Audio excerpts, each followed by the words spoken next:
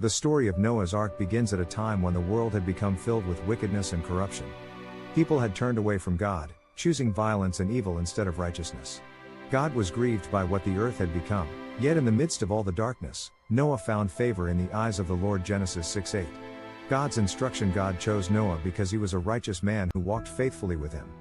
God revealed his plan to bring a great flood to cleanse the earth, but he also made a way of salvation. He instructed Noah to build an ark, a massive vessel, according to specific measurements. Through the ark, Noah, his family, and pairs of every living creature would be preserved. Noah did not question God's command or ask for signs. Even though rain had never fallen like this before and people likely mocked him, Noah obeyed exactly as God commanded. His obedience showed deep trust in God's word. Entering the ark. When the ark was completed, God instructed Noah to bring his family, his wife, his sons, and their wives, along with animals of every kind into the ark.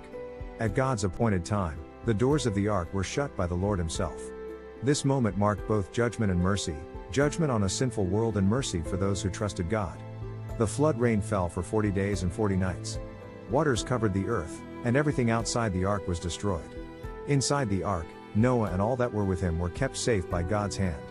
While chaos filled the world outside, there was protection and peace within the ark.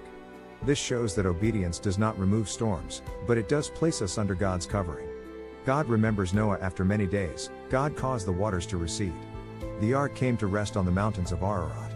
Noah waited patiently for God's timing, sending out birds to see if the land had dried. When the earth was ready, God told Noah to come out of the ark. Noah's first act after leaving the ark was to worship God. God then made a covenant with Noah, promising never again to destroy the earth by flood. As a sign of this promise, God placed a rainbow in the sky, a symbol of his mercy, faithfulness, and grace.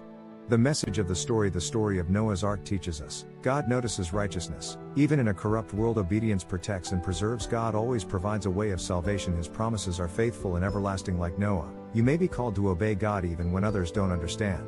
Trust him anyway.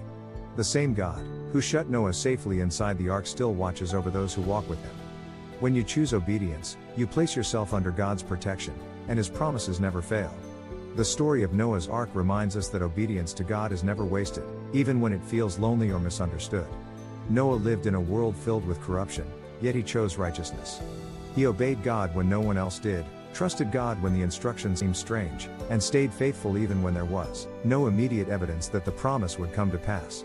This story encourages us when we feel surrounded by pressure, distraction, or opposition. Like Noah, you may be doing the right thing while others ignore God's ways. You may feel mocked, overlooked, or tired of waiting.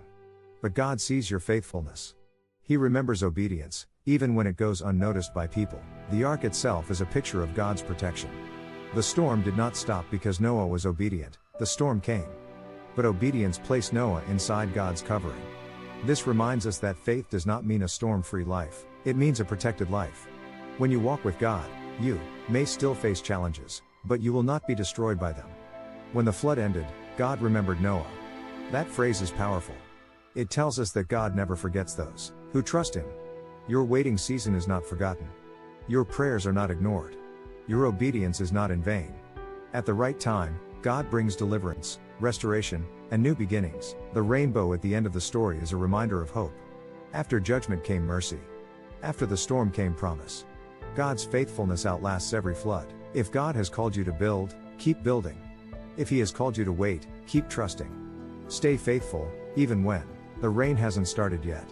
The same God who carried Noah through the flood will carry you through your storm, and he will bring you safely into a new season. If you were blessed by this message, join the family and subscribe to stay inspired with God's Word.